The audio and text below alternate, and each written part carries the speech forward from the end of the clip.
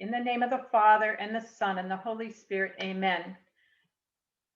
Dear Lord, just as always, I ask that you open our hearts, the studies of Israel and Judah and this divided country remind me of our own divided country sometimes, and not so bloody yet, at least.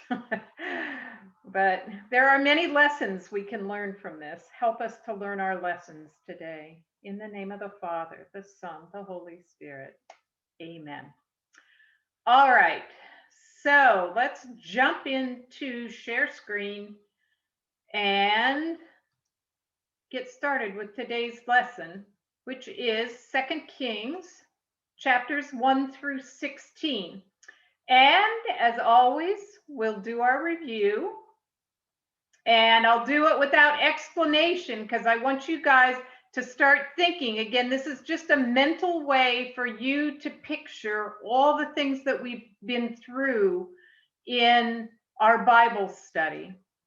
So it goes: creation, fall, flood, nations, Abraham, Isaac, Jacob, Joseph, redemption, revelation, sacrifice, sanctification, tribes, tragedy, transition, coverage, commands, covenant, conquest, settlement, cycles, love, Samuel, Saul, David, united, divided.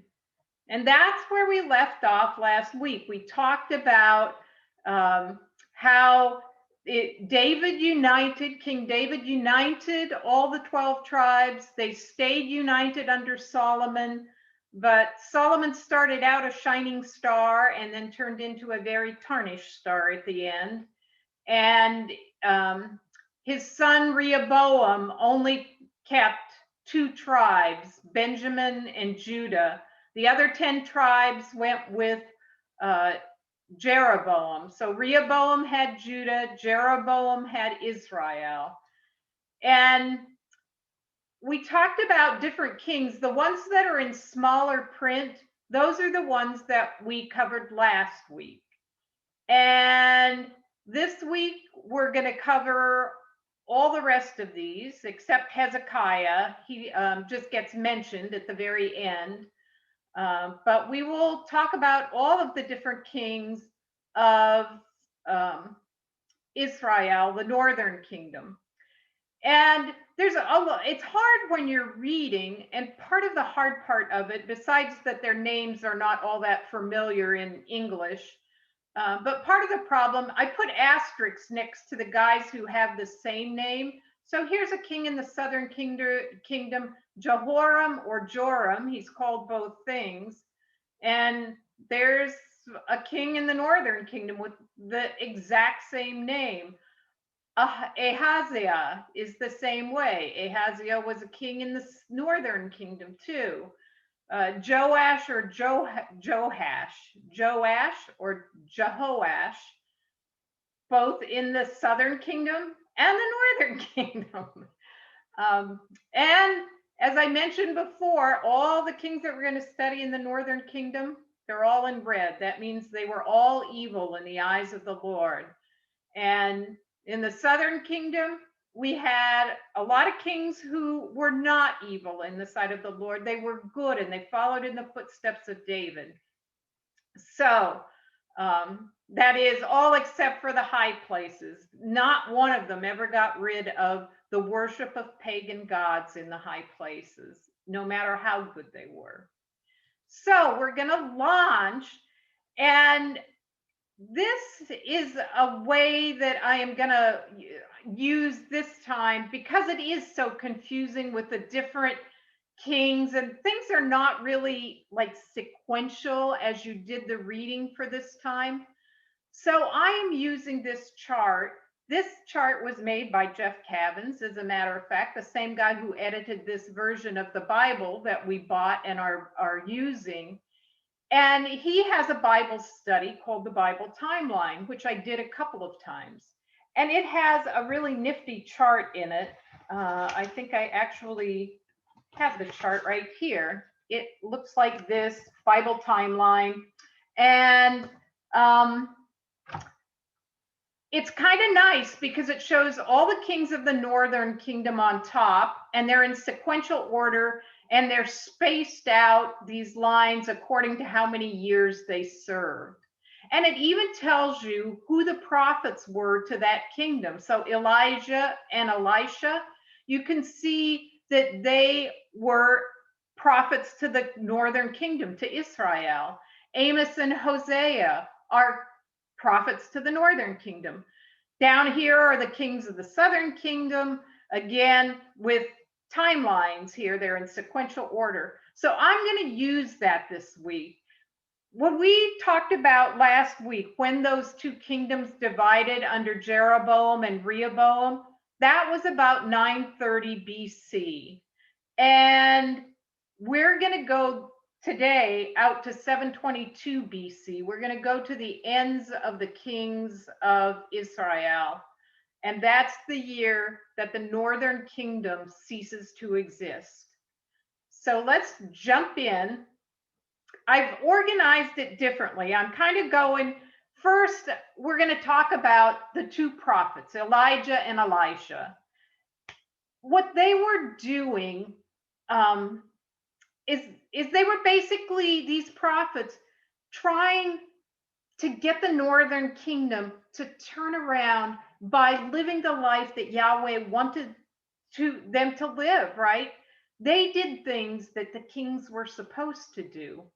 And we start out, last week we heard about Elijah mostly, and we heard about Elijah's greatest feat was when he put the 450 prophets of Baal into their place on Mount Carmel. Jezebel had imported all these foreign prophets into Israel when she married Ahab, and Elijah showed that they were not representing the true God by offering these burnt offerings and having God provide the fire. And since Baal is not a god, he couldn't provide fire for the burnt offering, and ultimately those 450 prophets went away.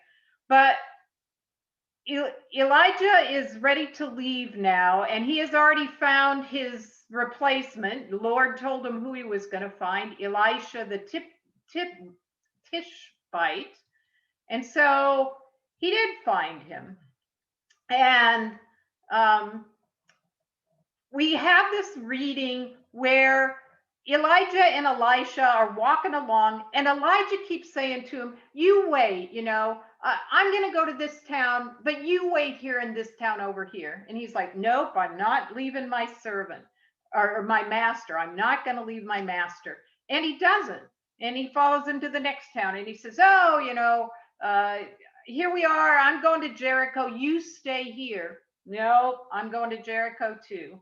And then they get to Jericho, and a bunch of prophets meet him. And Elijah says, well, I'm going to go to the Jordan River. You stay here. Elijah's going along. So they do that. And when they get to the Jordan River, Elijah takes his coat off. He rolls it up. He whacks the Jordan River with it, and the waters part, just like when they entered the promised land, right? The Jordan River parted, and all of Israel came in and took over Jericho. Well, here they are at the same river. His coat opens up the water. Elijah and Elisha walk to the other side, and Elijah says to him, what do you want me to give you? And of course, this gift is coming from the Lord, and Elisha asks to inherit a double share of Elijah's spirit. And Elijah says, well, if you see me disappear and what happens to me, then that's what you'll get. But if you can't see it, then you're not getting it. Well, sure enough, Elisha sees Elijah get carried away in a flaming chariot and flaming horses. And a beautiful picture of that right here. And so he inherits a double share of Elijah's spirit. And he takes off his own cloak and he tears it in two, throws it away, picks up the coat of Elijah.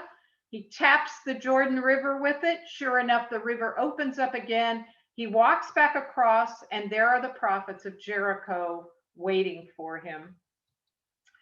So they all recognize that he has Elijah's spirit. So Elisha immediately works a couple of miracles. The first one he does is the prophets from Jericho say, you know, everything's great here except the water really stinks and it's not fruitful and it doesn't bear good fruit. And Elisha says, bring me a bowl and some salt, and he cleans up the water and everything works out great. Well, then he's continuing on his journey, and a whole bunch of little kids gather around him, and they start mocking him. Bald head, right? So he works another miracle. He gets two she bears to come out of the forest and destroy these little gremlins. And I always think of it this way, only because I've seen the Passion of the Christ. And in the Passion of the Christ, if you've ever seen that Mel Gibson movie, you'll remember that when Judas betrays our Lord, and he is sitting and he's thinking about his betrayal, and these two little kids walk up and they start mocking him. And as they're mocking him, their faces turn into those of demons. And the same is true for a whole herd of children who follow Judas out into the desert where he hangs himself. But he is surrounded not by children, but by little demons. And I always think when I read this particular portion, if that's not what these little children were they not little demons that were coming out to mock and to make fun of Elisha? At any rate, there's an important lesson learned here. Elisha is basically saying, I am on a mission from God. Take me seriously and you are blessed. Don't take me seriously and watch out. And that's an important lesson for the northern kingdom, because he is the prophet to the northern kingdom. So Elisha goes about doing what the kings of the northern kingdom, Israel and Judah, both of them should be doing. But as I say, he's the prophet to the northern kingdom.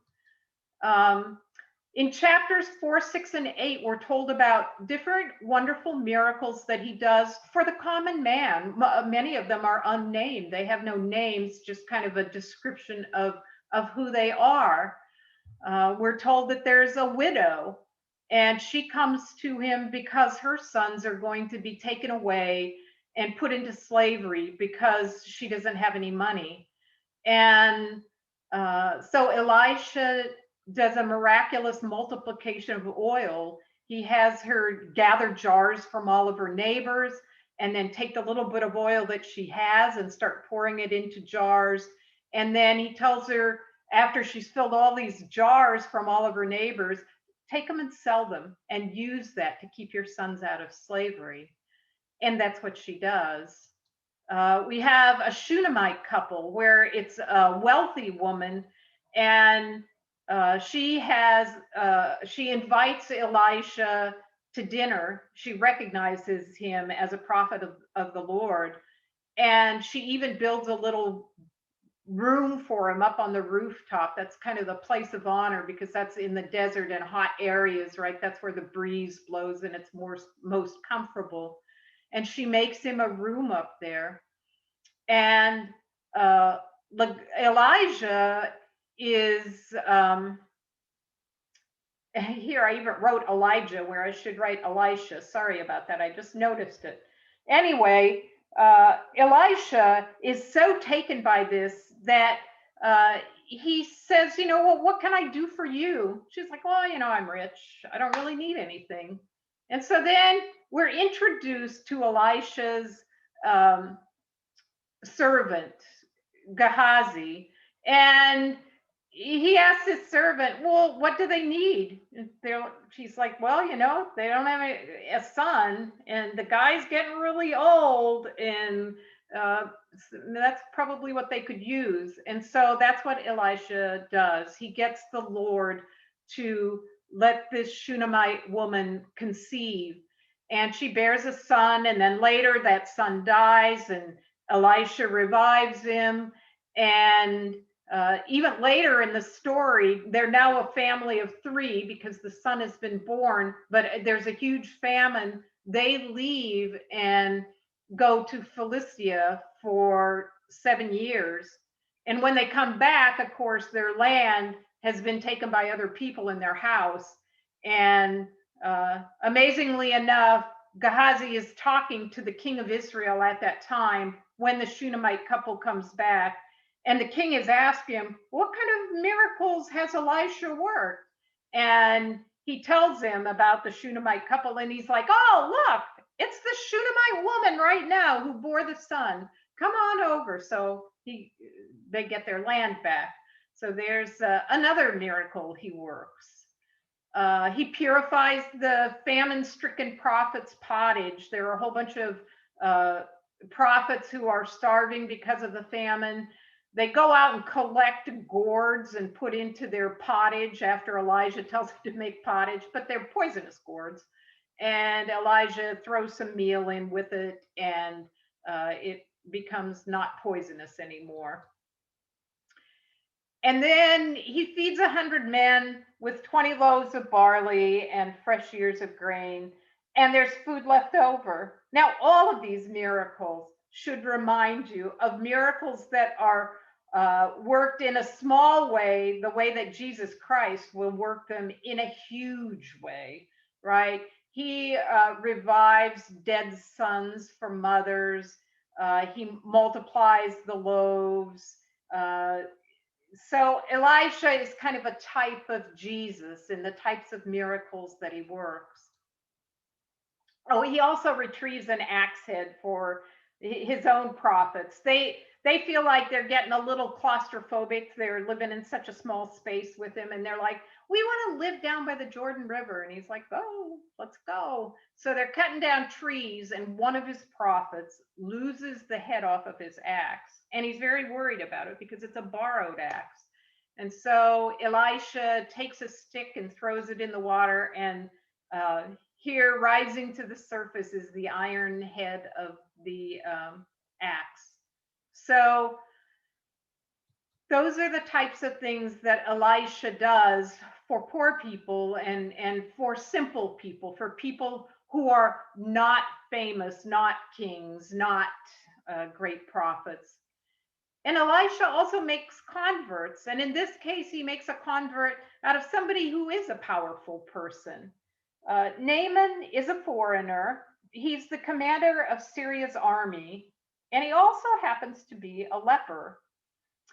So Syria is always fighting with Israel. It's kind of an on and off thing. Sometimes they're allies, sometimes they're fighting. But Naaman has gone into Israel, and he's taken a little maiden captive, and he gives this maiden to his wife. And she's just a house girl, but she sees that her boss's husband is a leper, and she says, hey, there's a guy back in Israel, he's a prophet, and he can cure this leprosy. And so Naaman goes and tells the king of Syria that there's supposedly somebody in Israel that can cure him. And the king of Syria writes a letter to the king of Israel, and he sends Naaman to the king of Israel with this letter saying, cure him. And Naaman brings along a bunch of riches also as kind of incentive for somebody to cure him. And the king reads the letter, and he's like, oh, who do you think I am? God? Can I raise people from the dead? Can I cure your leprosy? And Elisha, of course, he's a prophet. He knows what's going on. So he hears about it. He sends for Naaman. Naaman comes to his house, and Elisha sends out one of his lower prophets and says, tell him to go wash in the Jordan River 7 times. And Naaman is furious. He is like, well, do we have rivers in Syria that I could wash in? Right? He expected Elisha to come out and dance around like the prophets of Baal or some of the pagan gods and chant and dance and wave his arms and cure him. And Elisha doesn't even come out to see him. And he storms off in a rage, but his servants go after him. And they say, boss, listen, if he would have asked you to do something difficult, you would have been happy to do it. But instead, he has asked you to wash in this river. You should do it. And he does. And sure enough, he's cured. And at that time when he's cured, he realizes there is only one Lord, and that Lord is Yahweh. It's the God of Israel. And an interesting exchange takes place. Naaman brought all these treasures, and he wants to give them to Elisha. But Elisha's like, number one, it wasn't me that did it, it was God. And I'm not taking money for God's work. And so he sends him away. But before he goes, Naaman says, can I pack up two of my mules with dirt from here? Because I want to worship Yahweh. And with the pagan gods, it was a territorial thing. Remember how in another battle,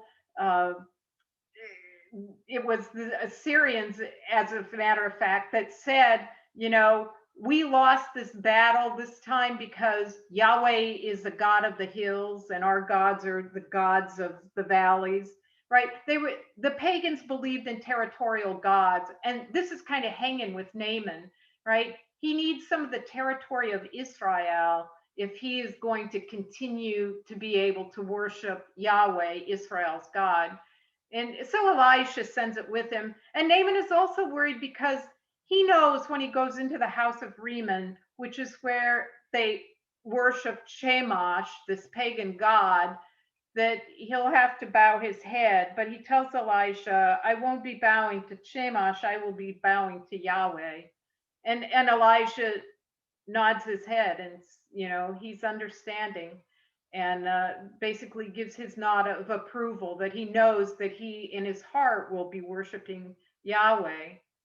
So Naaman goes away, and Gehazi Gehazi, of course, is the servant of Elisha, makes a huge mistake here, right? He's worked with Elisha. He knows what a huge prophet he is, how he knows what goes on, because a prophet is a part of the divine council. He basically gets to, when God allows him, hang out with God in the council of heaven. And so Elisha knows what goes on. And Gehazi goes running after Naaman because he wants some of the riches. He wants some silver and he wants some linens. And so sure enough, he makes up a story about some Ephraimites who've just come. He tells Naaman they need some talents of silver and some linens. And Naaman gives them to him. But when he gets back to Elisha's like, did you think I didn't go with you in spirit? I know what you've done. And he makes him a leper for life because of his greed. So he inherits the leprosy that Naaman got rid of. So now we're going to talk. We talked about Elijah and him turning things over to Elisha. And now we're going to talk about the kings and Elisha and how he interacts with the kings of Israel, and in kind of another related way also affects some of the kings of the south of Judah. And so the two kings we're going to talk about from chapter 3 are Ahaziah and Joram. And king from the southern kingdom from Judah is Jehoshaphat, who is still king down there. So in chapter 3, we read about Elijah and these kings. Back in chapter 1, we actually read about Ahaziah falling through the lattice of the upper story of his house, and he gets very hurt from it. And he wants to know if he's going to get better. But instead of sending somebody to ask Yahweh if he's going to get better, he decides to send one of his servants to ask Beelzebub, right? The god of the flies. We call him Beelzebub. You read about him later in the Bible. It's a demon, right? He wants to send to a demon to find out if he's going to get better. Well, I tell you, that didn't set right with the Lord. And he told Elisha to intercept the servant and to tell Ahaziah that he is not going to get better. And when he does a description, the servant does a description of this guy in a hair coat and immediately the king recognizes, that's Elisha the Tishbite, and then he sends armies out after him, and they all are killed until the third one pleads for mercy when he talks to Elisha. So Elisha goes back, he tells Ahaziah that he is going to die, and he does. And so Joram, his son, will take his place. And we're told that Joram's evil, but he did something good. He put away the pillar of Baal, and that was a good thing. And then Joram asks if Jehoshaphat will come and fight with him. And Jehoshaphat has done this before, right? This is the peacemaker king down in the south. He's a good man. And these are all of his relatives up here. And so when Joram asks him if he will go to war against Moab with the king of Edom and himself, Jehoshaphat says, my army's your army, my horses are your horses. Yes, I will go to war against Moab with you. So the three kings head off, but immediately run into problems because they go out into the desert and there's no water and there's no rain. And Joram really loses he's convinced that this is it, that the Lord doesn't want them to win, and so they're going to be defeated. And Jehoshaphat, again, he did this with Ahab. Remember when they were going to go to war, and Jehoshaphat said to Ahab, don't you have any prophets? And he brought all these prophets, and they all said, yes, go to war. And then they called Micaiah, and Micaiah said, oh, yeah, you go to war, Ahab, you're going to die. And he did. They lost, and Ahab died, and his blood got licked up by the dogs. And so now Jehoshaphat is kind of doing the same thing with Joram. He is saying, don't you have any prophets? And Joram says, well, yeah, we got this Elisha. And so Elisha comes, and he actually has a minstrel prophesy. And so it's through music that they learn that, yes, they're going to get water and that they are going to be victorious. And so the basins of water just fill up. They don't see any rain, but in my imagination, what I see is rain falling in another part and then running down the river and filling up these basins of water. So they go into battle, and sure enough, they win. And Moab's king is so beside himself that he decides to take his eldest son, who would be the next king of Moab, and make him a burnt offering on the wall that surrounds the city. And it's so upsetting to the Israelites that they all turn around and run off in panic. It's this thing again about territorial gods. They're in Moab. They see the king of Moab offering up his eldest son. I can't think of anything more gruesome watching that happen on the parapet above you, and so they are afraid and they run away. So they win the war, but they run off. In chapters 6, 7, and 8, we learn about the Syria-Aram wars. Now, Aram, again, we get two names for lots of stuff. This is Aram or Syria right here.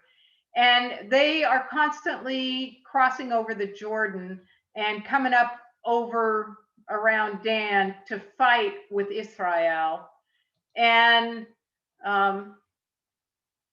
so there's first of all, a band of marauders that are coming around and just stealing and killing and doing what marauders do, and they're from Syria. And the king of Syria is over here plotting against Israel and against Israel's king. But every time he sets up a trap to trap the king somehow finds out about it.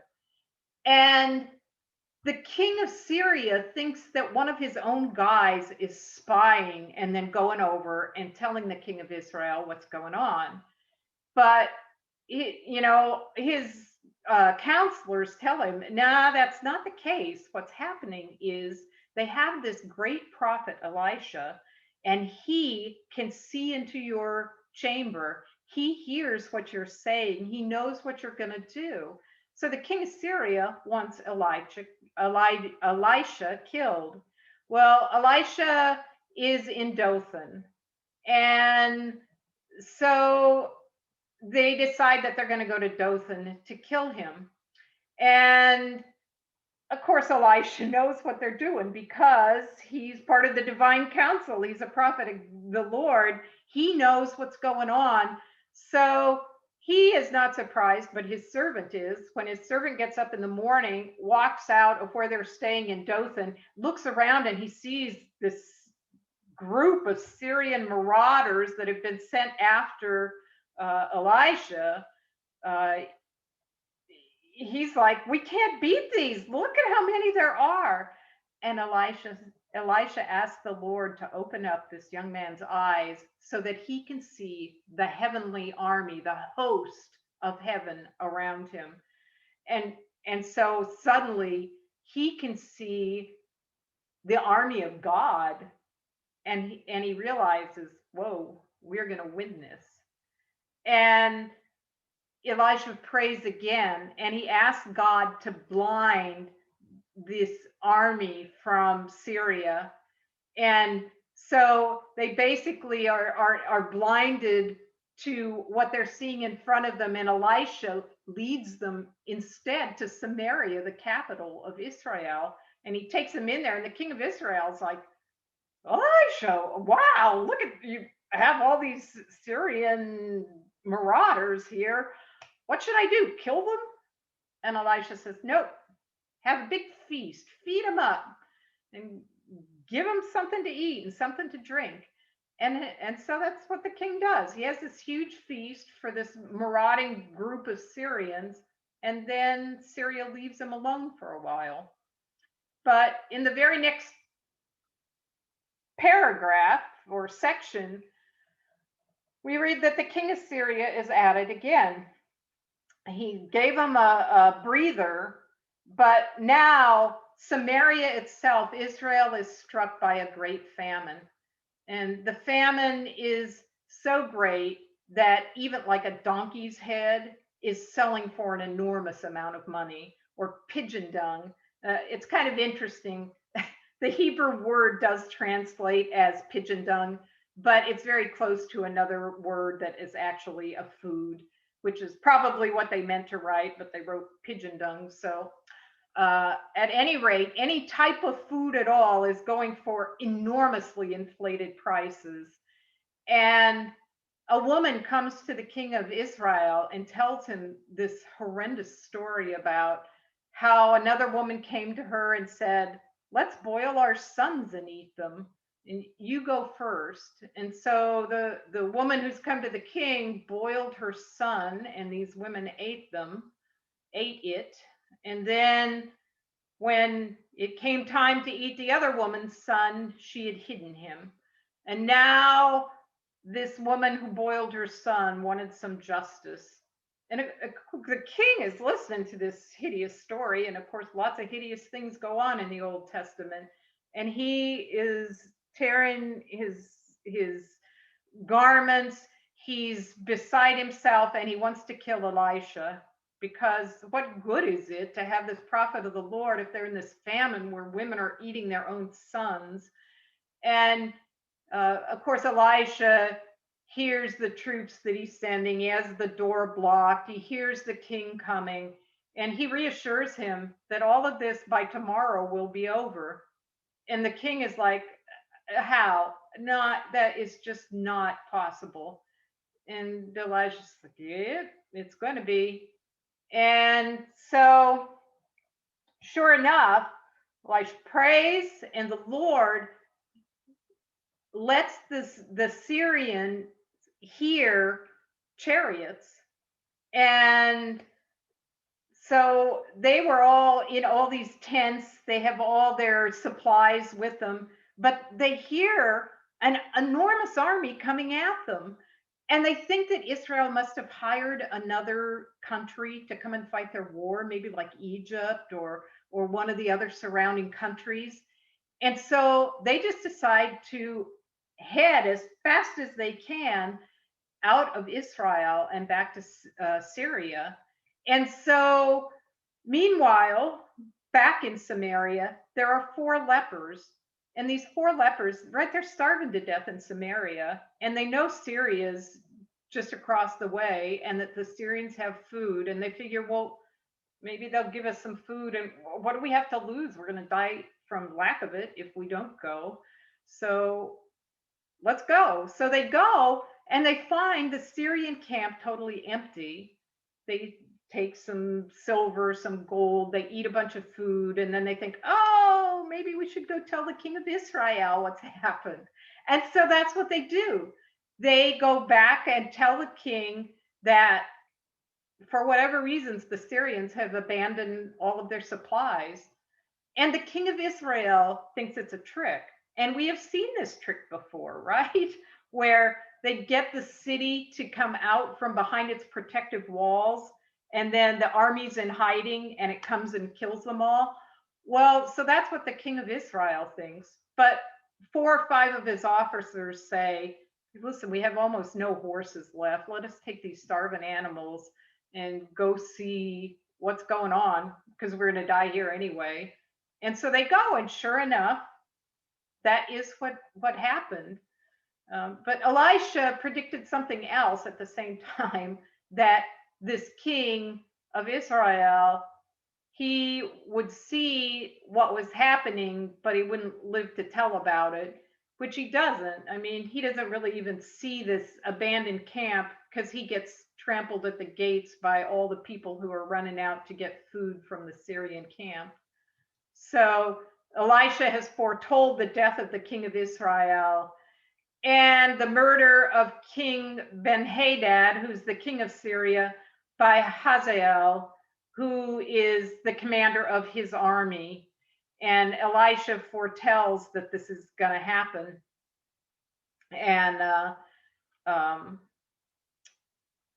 it's probably on the next slide. Well, it might not have been. It might have been.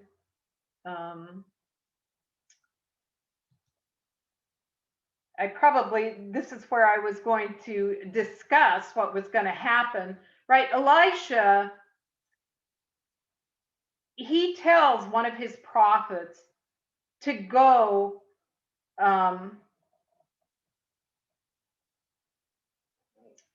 Yeah, I think I do have another slide on. Well, wait till we get to that slide.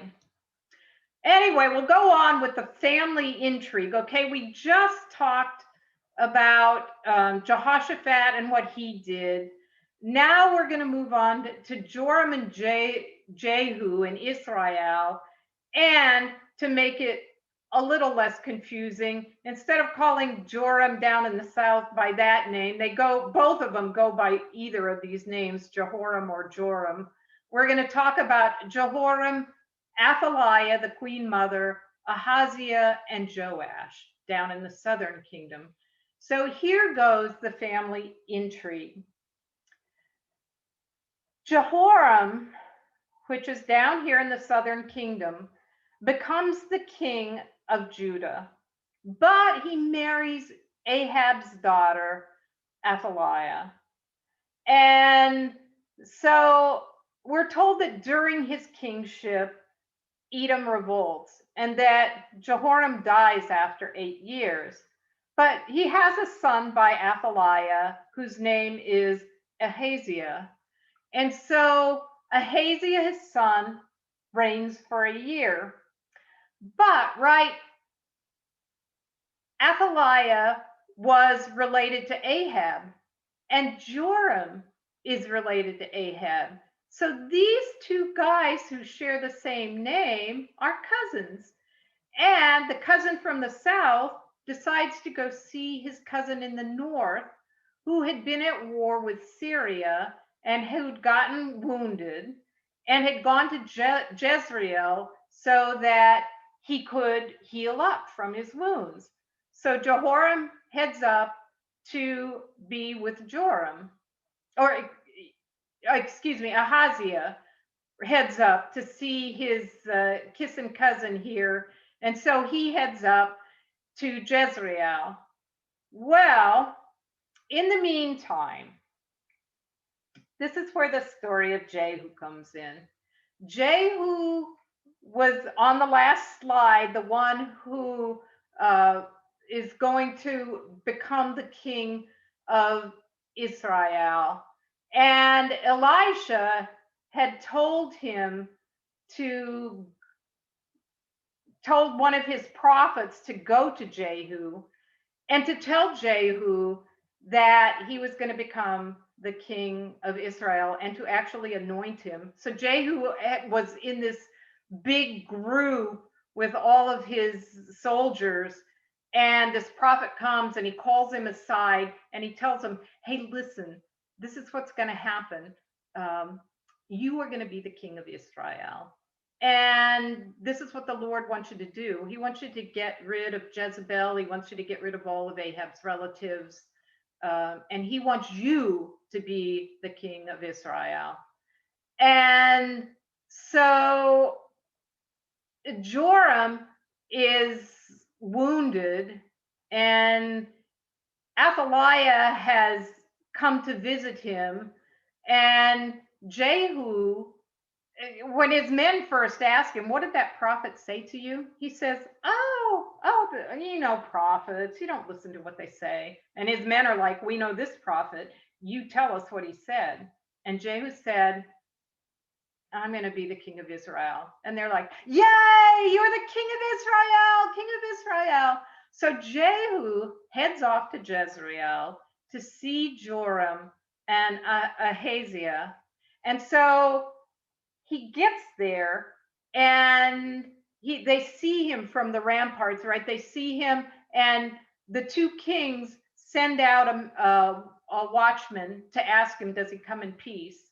And Jehu's like, hey, whoops, I'm throwing things here in my own house. Jehu says, oh, just get in the back of my party here. And so they send out another watchman, and the same thing happens, just get in the back. So the two kings decide that they'll come out, each in their own chariot, to see what's up with Jehu. And Jehu shoots Joram through the back between his two shoulder blades with an arrow, and he dies right away. And Ahaziah actually starts fleeing, but they catch up with him, and so he gets killed too.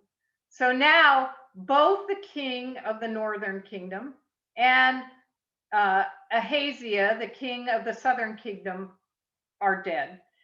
And so Jehu starts to do what Elijah told him to do. Jehu kills Joram and Ahaziah, and then he goes for Jezebel. And he goes back to Jezreel, where Jezebel is, and she has prettied herself up. She's put on her makeup, combed her hair. She's comes to the window, and she yells out to him. And Jehu says, "Is there anybody up there who's with me?" And 3 eunuchs come to the window, and Jehu says, "Throw her out the window." And they do. And her blood splatters all over. And Jehu goes to have dinner. And then he says, she is the daughter of the king. Oh, you better go bury her. And so they go to bury her, but all they find is her skull, the palms of her hands, and her feet. And so Jezebel is no more. There is no place to go and mourn Jezebel, because she has been eaten by the dogs. And then he calls together all of Ahab's descendants, because he's like, well, we got to find the next king of Israel, and let's see who the mightiest among you is. So 70 sons come and are beheaded, and Jehu has all their heads put into a basket. And so Ahab's descendants are gone. And then he goes after Baal's worshipers. And the way he does it again, he's like, oh, you thought that Joram worshiped Baal. I really do. Let's have a huge feast for him. Everybody who worships him, come on, we're going to have this big feast. So he gets them all there and he kills them all. And so now he's done all the things that the prophet that Elijah sent told him to do. And but still he did evil in the Lord's eyes. He still carried out what Jeroboam did, which is the worship of the golden calves. And so he still was not a good guy, even though he followed through on what Elijah told him to do. So now Ahaziah is dead, and Athaliah, the queen mother, decides that she would like to be queen of Israel. She would like to be the ruler. So she kills all of her own grandchildren. She thinks she annihilates them all, but Ahaziah's sister spirits away the infant Joash, who is Ahaziah's son. And she hides him in the temple, and he's taken care of by the priest there in the temple. And he's secretly kept there for 6 years. And then when he's finally 7 years old, the priest calls in the leaders of the army and shows them, here is the real king of Israel. He was saved. He's been raised here. And they anoint him. Long live the king! Long live King Joash! And so the queen mother, Athaliah, who would be his grandmother, yells, treason, treason. She goes running out, and she actually runs into the temple, and the priest says, don't kill her in the temple, take her out there and kill her. And they do. And so Joash becomes the king, and it says he reigns for 40 years. So from the age of 7 to 47, Joash will rule Judah, the southern kingdom. So then we get to chapters 12 through 14. We move on from Jehu to his son Jehoahaz, and then Jehoash, and then Jeroboam II. In the southern kingdom, Joash is ruling, right? This was the little boy who was spirited away and becomes king at 7. And then we're going to hear about Amaziah. So First of all, what does Joash do while he rules? He's one of the good kings. He follows in David's footsteps as best he can, and he sets up a system for repairing the temple. And um, so we read about that, and then we read that Syria is going to attack again, and Syria is very powerful. And so instead of fighting them, he appeases them with the treasure of the temple and his own treasure. And that doesn't really sit well with his servants, and so they kill him.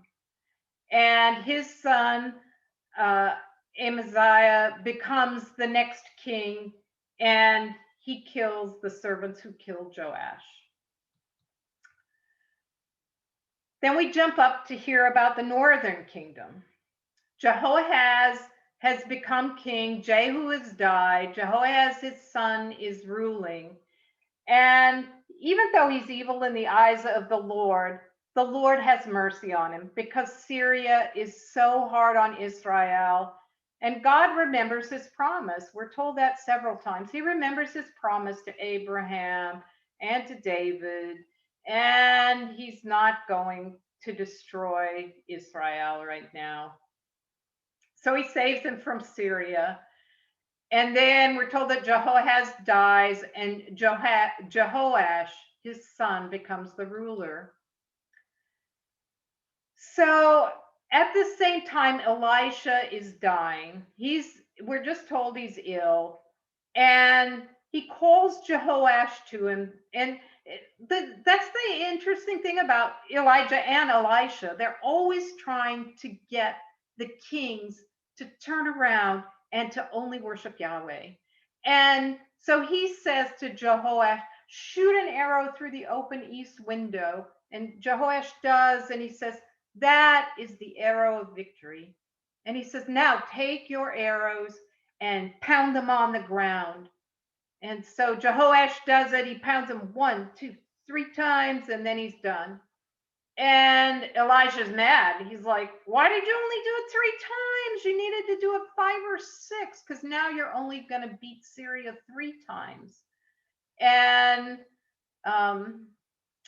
then we're told that Elisha's buried, and his grave must be left open because a dead man is thrown into his grave, and the dead man comes back to life when he touches the bones of Elisha. That's the power that's left within his bones. And it's really also what those prophets were trying to do for Israel. They were trying to touch Israel, to bring it back to Yahweh, to revive it from this horrible path it was on. But the problem is, God is letting both the northern and southern kingdom try to do it on their own, right? They keep turning away from him. And that's what original sin is, to turn away from God and think you can do it on your own. And so that's the last that we see of Elisha, is when the dead man rises from his bones. So back to the southern kingdom, Amaziah goes out and fights with Edom, and he defeats them. So Edom is one of the foreign lands that's not in the southern kingdom. But then he decides to do something unwise. He decides to go to war with Jehoash, which is Israel. And Jehoash beats Amaziah, in fact, makes him a prisoner of war. But Jehoash ends up dying very soon after. And Amaziah lives on for about 15 years. And so Amaziah is defeated by Israel, but he's not killed. He remains the king down in the south. And Jeroboam the second, we call him the second because remember, the very first king of the northern kingdom was Jeroboam. And so Jeroboam the second rules. Then we're told that Amaziah is killed in a conspiracy, and his son Azariah or Uzziah, he goes by both names. In our Bible, Cavins calls him Azariah, but later on, he's going to be called Uzziah in several places. In fact, in our own readings, he was called Uzziah. So Uzziah takes the throne, and Uzziah is, we're told, a good king. Now, we're just about to hear about another country that we've not heard about before, but sort of like the kings of the north and south, it has a very similar name to Syria, and so you get them confused. Syria is the country so far that we've been talking about that keeps going to war with the northern kingdom. Ben-Hadad and Hazael were the kings of Syria. The capital of Syria is Damascus, and this is where it's located. Assyria, which we're just about to hear about, is becomes this enormous empire. They go out and eventually, down here is the key, and it tells you how they expand and expand and expand. In the 9th century BC, which we're talking about right now, they're about like this. By the 8th century BC, they expand again. And you'll notice that they take over Samaria and Damascus. And so they are a growing power right now while we are reading about them in this part of 2 Kings. And so Syria up here, Assyria, much, much more powerful. Their king Tiglath-Pileser, he has another name. He's also called Pul, P-U-L. And he is who Israel is going to be dealing with. So Israel, the northern kingdom, is nearing its end. Now we get to the last set of kings of the northern kingdom. And down in the southern kingdom, which is going to last for a while longer, we've got ruling Uzziah or Azariah and Jotham. And so we're told that Uzziah was a good king, but he was a leper. And so his son Jotham does most of his public work. It says that he governs the land because Uzziah, being a leper, can't get near anybody. He's social distanced from everybody. Meanwhile, up in the north, you got a good king ruling down here. He rules for a long time, and his son not a short time. And they're both good men. But there's chaos in the north. Zechariah takes over when Jeroboam II dies, and Zechariah is actually his son. But Zechariah rules for almost no time before a conspirator, Shalem, comes and kills him. And so then Menahem kills Shalem, and Menahem, he decides that he is going to buy Assyria's allegiance, right? He needs somebody strong to fight against his enemies. So he goes to Pul, to Tiglath-Pileser, this king of this growing empire, and he says, hey, can I buy your friendship? And Tiglath-Pileser is, yeah, sure you can. Yeah, I'll be your ally, no problem. So Menahem reigns for a fairly long time, 12 years, I think. And then Pekahiah, his captain, takes over Pekahiah is his son, Menahem's son, and he takes over when Menahem dies. But then Pekah kills Pekahiah, and he takes over. And Tiglath-Pileser, Pul, the king of Assyria, he sees this chaos and he's like, I'm taking this country. I'm just going to export a whole bunch of them. So he actually conquers a bunch of the northern kingdom, not all of it, but most of a good part of Israel, and he deports the people back to Assyria, right? Because he can use them as labor. Once he separates them from their country, now he's got free labor. So he deports a large part of Israel. And then Hoshea kills Pekah, and he becomes the king, the last king of the northern kingdom. Because next week we're going to read about its final end. And Jotham rules in Judah, but the Lord sends Syria and Israel against them. And so he's busy fighting with his own cousins again, his brother tribes, and with Syria because they are allied with the northern kingdom. And so Jotham dies, and his son Ahaz takes over. So chapter 16, now the rulers that are up in the northern kingdom in Israel are Pekah and Hoshea, and down in the southern kingdom, it's Ahaz. And we are told that Ahaz is evil. Ahaz is not good in the eyes of the Lord at all. In fact, he burns his own son as a burnt offering. And he worships all sorts of foreign gods. And we're told that he holds off Syria and Israel, who have attacked him. But in holding them off, Edom, one of the foreign countries whose land he had taken over, that the southern kingdom had taken over, that they lose that land. Edom recovers it.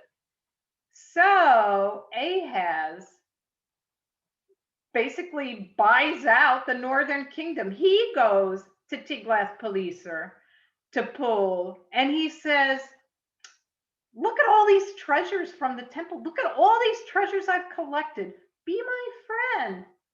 And Tiglath-Pileser's like, oh, good. I got more riches. I already exported against a bunch of these guys from the northern kingdom.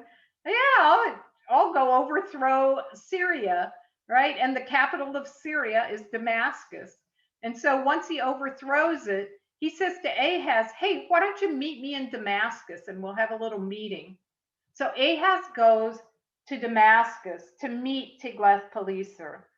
And he falls in love with this altar that's there in Damascus, right? Damascus, Syria's big god is Chemosh, and it's probably an altar to Chemosh, though we're not told that. But he's like, oh my gosh, this is the best altar in the world. He draws the plans up in great detail. He sends them back to his priest in Israel, and he says, hey, make this altar for me. And then he heads back to Jerusalem, to the capital of Judah, and he sees this altar that's been built, and he says, replace the bronze altar that Solomon put there for Yahweh. And so, I mean, it's an extraordinary thing. He says, don't destroy the bronze altar, but put this new altar in front of it. I'll make all of my blood offerings, all of my cereal offerings, all my offerings will go to this new altar. But if I need to consult with a god, I'll use this other bronze altar, but put it on the north side of that one. And by the way, that great big enormous molten pool that's sitting on top of those 12 bronze oxen, get it off of there and put it on some stone and do something with the oxen, get them out of here, and make all these other changes to the temple. And right, Yahweh is now just the God off in the distance. Ahaz is on a very, very slippery slope. And the interesting thing is, we're going to turn to the book of Isaiah, right? That's not one of the books that we're going to study, but I want you to take your Bible out if you have it handy and go to page 960, which is the first page of the book of Isaiah. And so page 960. And we're going to read verse 1 because, right, we read 1st and 2nd Samuel, and then we read 1st Kings. Now we're reading 2nd Kings. Well, there are two more history books, which are basically a retelling of all those previous books, called 1st Chronicles and 2nd Chronicles. We're not going to read them because they're a repeat, but it's like a repeat of CNN and Fox News. The story's basically the same, but different takes on it and different mistakes made. So, and if you go to all the books of the prophets, and the first book of prophets is Isaiah on page 960, but there are a whole bunch of prophets. And these prophets were prophets to the kings of Israel and Judah. And so Isaiah is the first of the prophets. And look at what it says in verse 1. The vision of Isaiah, the son of Amoz, which he saw concerning Judah and Jerusalem in the days of Uzziah, Jotham, Ahaz, and Hezekiah, kings of Judah. Right? Those were the kings that we were just studying. Hezekiah will come up much more when we read on in 2nd Kings. But now I want you to go just a couple more pages to, first of all, to chapter 6, because I just think it's cool. Again, showing you how the prophets tie in with these kings of Israel. In chapter 6, verse 1, it says, in the year that King Uzziah died, I saw the Lord sitting upon a throne, high and lifted up, and his train filled the temple. Above him stood the seraphim. Each had 6 wings. With 2 he covered his face, with 2 he covered his feet, and with 2 he flew.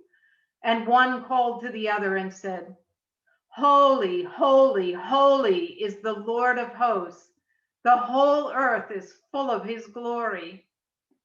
Now, the reason I think this is so cool is because every week in Mass, what do we pray right when we're starting the consecration? Holy, holy, holy is the Lord, God of hosts. Heaven and earth are full of his glory. Hosanna in the highest. Right? We're praying right out of the book of Isaiah, which is very cool. And this was a vision that Isaiah has right at the death of King Uzziah. And then if you look at chapter 7, the little title up at the top says, Isaiah reassures King Ahaz. Right? We were just talking about Ahaz, this tremendously evil king who sacrificed his own son. Well, if you look down in verse 4, this is what the Lord is trying to tell Ahaz through Isaiah. Right? Ahaz is worried because Israel and Syria are packing against him. But Elijah tells him from the Lord, take heed, be quiet, do not fear, and do not let your heart be faint because of these 2 smoldering stumps of firebrands, at the fierce anger of Rezin and Syria and the son of Remaliah. Remaliah is Israel. Because Syria with Ephraim and the son of Remaliah has devised evil against you. So, right, Elisha's telling him, don't go make an alliance with Assyria. The Lord is going to take care of you. And in fact, in order to reassure Ahaz, if you go down to verse 10, right, Elisha's trying to get Ahaz to believe, Elisha and the Lord.